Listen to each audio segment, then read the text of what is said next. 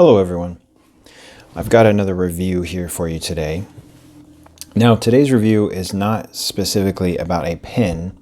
It's really about the mechanical piece of the pen, or the writing part. So we're going to talk about the nib and the feed for that matter today. So I've already done a review on the pen that you see in front of you, but if you guys are interested in this pen, this is the Woodshed Pen Co. or Woodshed Pen Company. This is a handmade pen done by a gentleman by the name of Mike Allen. If you're interested, check out my previous review on this pen. And he does have a Instagram account that you can look at all of his different pens that he's done over the last few years. Very talented. He does a lot of his own materials.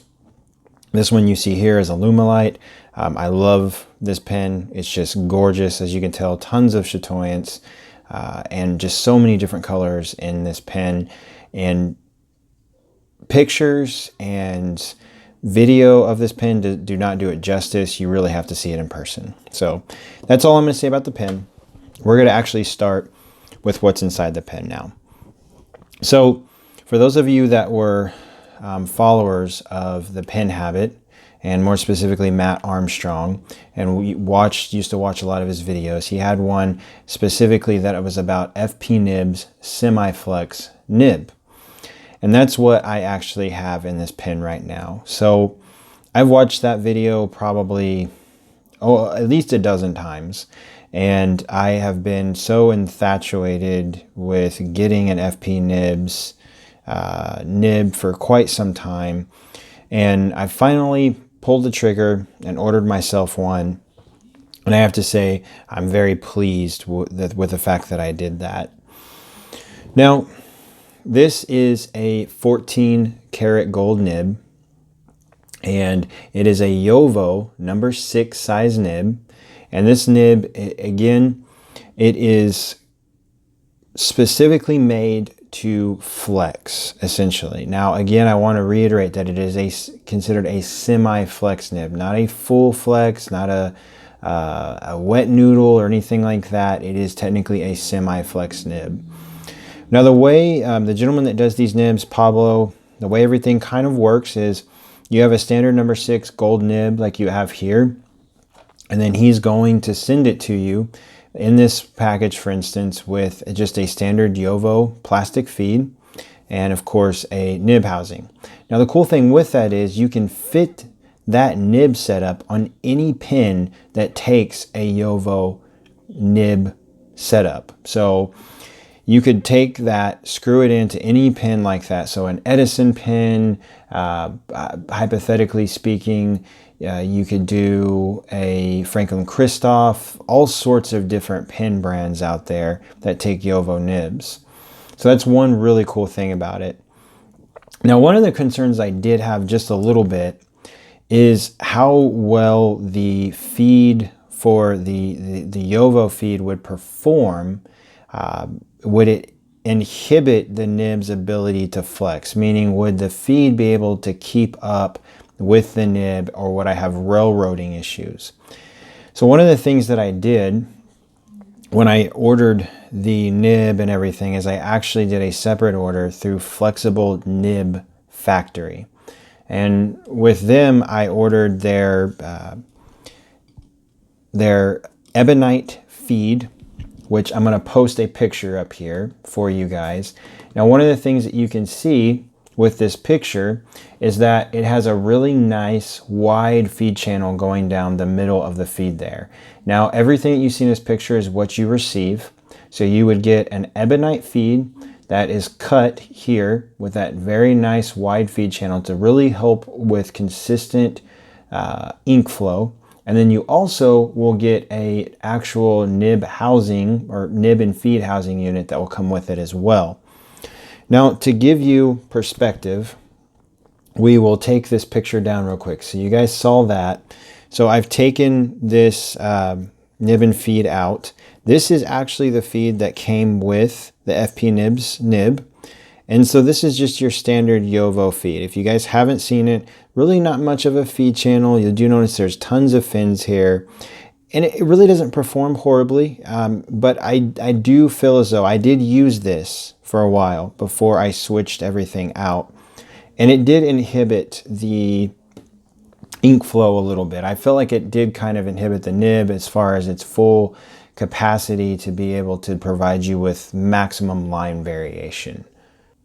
And so to give you guys some perspective, here is actually a writing sample with the original JoWo feed. And as you can tell, it really performs pretty consistently, pretty well. You'll notice all of my figure eights that I have here, really no major railroading or anything, but you do notice we have railroading here.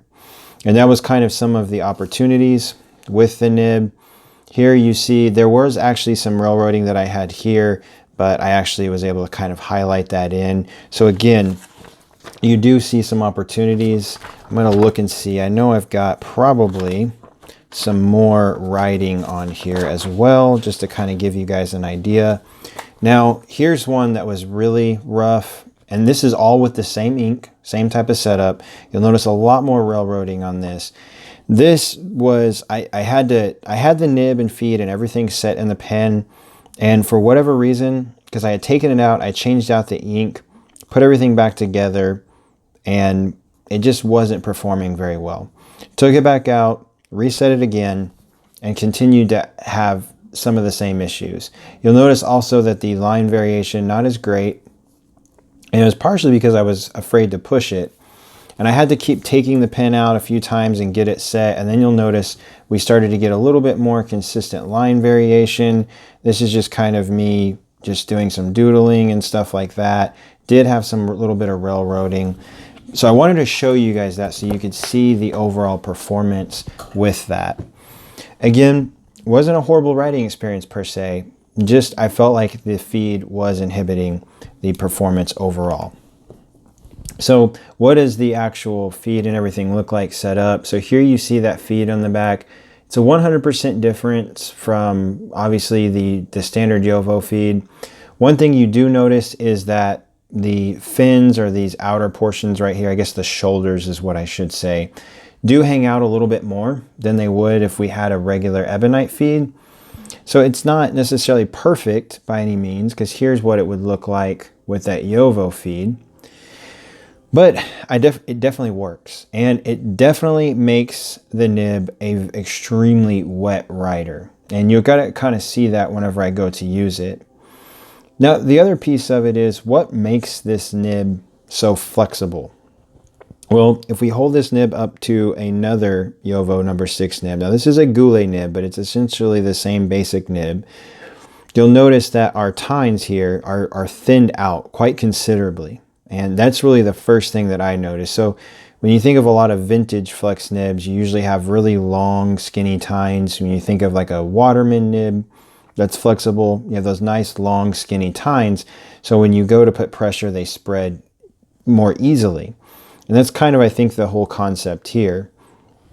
Now, in addition to that, you'll notice, and if you can see that there, I have a keyhole shape cut out where the breather hole would be. Now, I've seen Pablo, he does obviously the keyhole, he does a heart-shaped cutout, and I've even seen, I think on his Instagram account, some other breather hole cutout design. So if you wanted something more specific, I'm sure if you reached out to him and asked him for that, if he may be able to accommodate you from that perspective. Now, the next thing is how much did everything altogether cost me? So the initial nib setup, so the nib that you see here with the original JoWo feed and everything, was about 190 US dollars. So not very cheap, but in my opinion, I think definitely worth it. And then when you combine the flexible nib factory ebonite feed with that purchase, you're looking at about another $30. So the flexible nib factory, you get an ebonite feed as well as the housing for it, and altogether with taxes and shipping, I think it's around $35 to $37. So that brings your total up to around like the $220 mark at that point.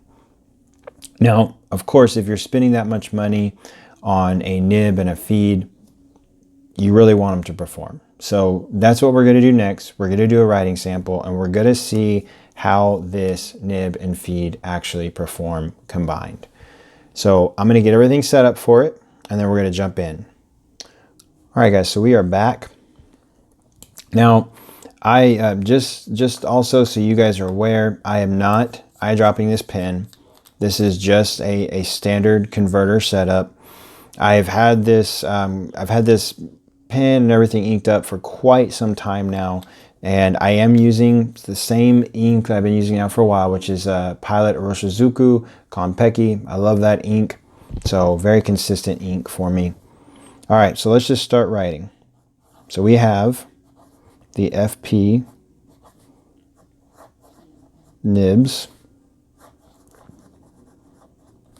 Now, the first thing you may notice is this is a very wet nib. I mean, very wet writer. That feed really just makes this nib just gush, so to speak. It really provides really nice ink flow. Let's just do some standard writing so you guys can see that first.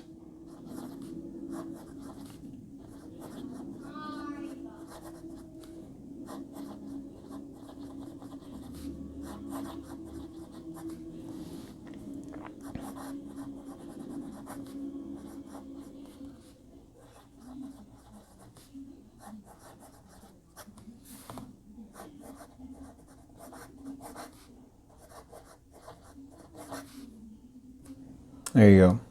So this is a pen that or a nib that I do use a lot for just everyday standard writing. It's very smooth. It kind of gives you that vintage feel where it's very springy. It does not require much pressure at all. I mean, you literally, it pretty much just glides. I'm literally not providing any pressure right now, just letting the nib do the work. And I mean, it performs very well. So, and this is a fine nib. I don't know if I mentioned that before. This is a fine nib. It's not extra fine or anything. So now let's see some of that line variation. So here we can see it.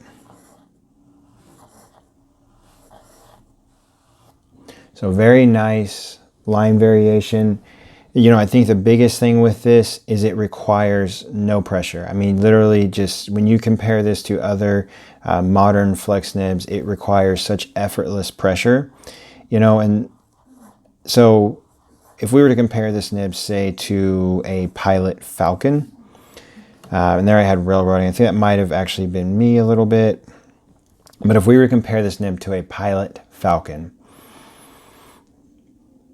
the Pilot Falcon takes so much more pressure to actually get flexing than this nib does. And I think that's one of the biggest things, is just the overall ease in which you can get line variation out of this nib. And it does railroad. It's still not perfect. I wonder if I use this as a eyedropper setup, if it would be a little bit more consistent. But overall, since I changed out the feed, it's a lot better. And generally, when I'm just doing your standard just flex writing or some type of calligraphy writing or something like that, it's pretty darn consistent. And I'm usually not writing extremely fast, and so it keeps up very well and I don't have any issues. And I mean, let's be honest, the Falcon nib is not perfect either. And I do get a lot of railroading with that at times. So again, it's not exactly perfect either.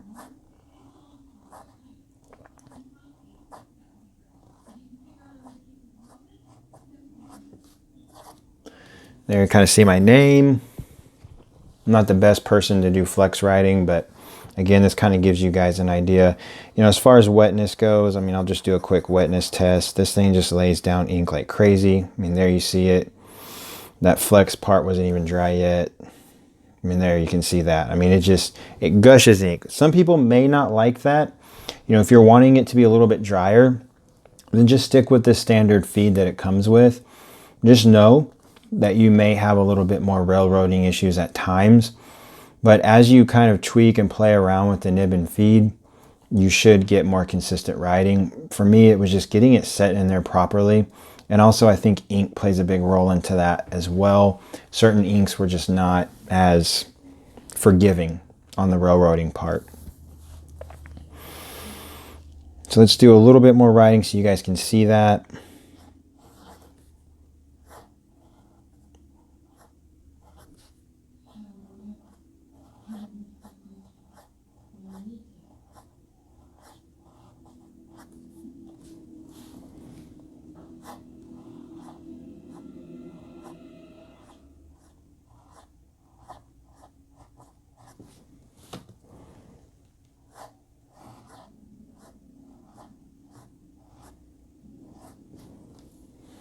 There you see that part. The other thing with this nib is kind of like, what is the spring back like with it? So how does it, when you go kind of like vintage flex nibs, you know, they really just spring back very well. With a lot of modern flex nibs, they're usually kind of mushy, so to speak, where they don't really have a lot of spring back to them. And this one is pretty nice. The spring back is not perfect, but it's pretty darn consistent. And I would say a lot better than most other modern flex nibs I've used. At some point I will do a comparison video with this and say some of the Pilot soft nibs, the Falcon, and maybe even an FPR, the gold nib that I have as well. Now, one thing that I do notice, especially since I changed over to this ebonite feed, it's a little bit more, but I do get a lot of ink buildup around the tines. I also see that a lot though with my Pilot nibs as well, so it's not something that is uncommon with those. And I'm sure it's just as that ink is flowing down that channel, you're just getting that buildup as those tines spread. It doesn't bother me that much. And actually, sometimes I think it's kind of neat. Generally, I can just, you know, wipe it off with a paper towel or a napkin or something, and it's fine from that point forward. But all in all, I really enjoy this nib. I mean, here you can just really see that line variation. I mean, it's crazy. Trying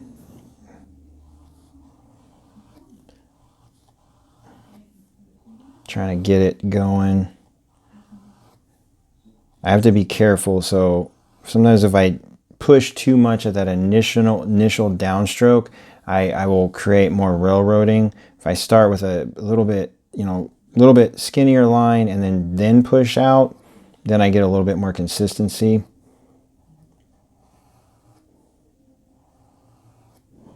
But it's just a fun nib to use. Super, super easy to flex. You know, one of the things, so if we compare this, say, to a vintage flex nib.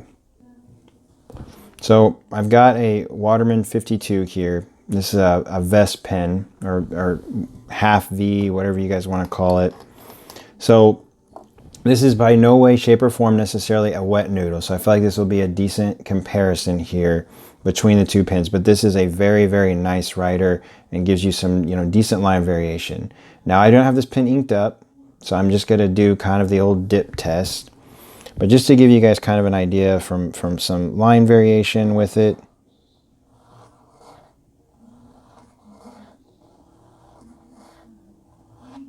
So there you can kind of see the two up side by side. For this dip test, just in case you guys are wondering, I'm using Waterman Serenity Blue. That's all I've ever had in this pen. So that's kind of what I'm using.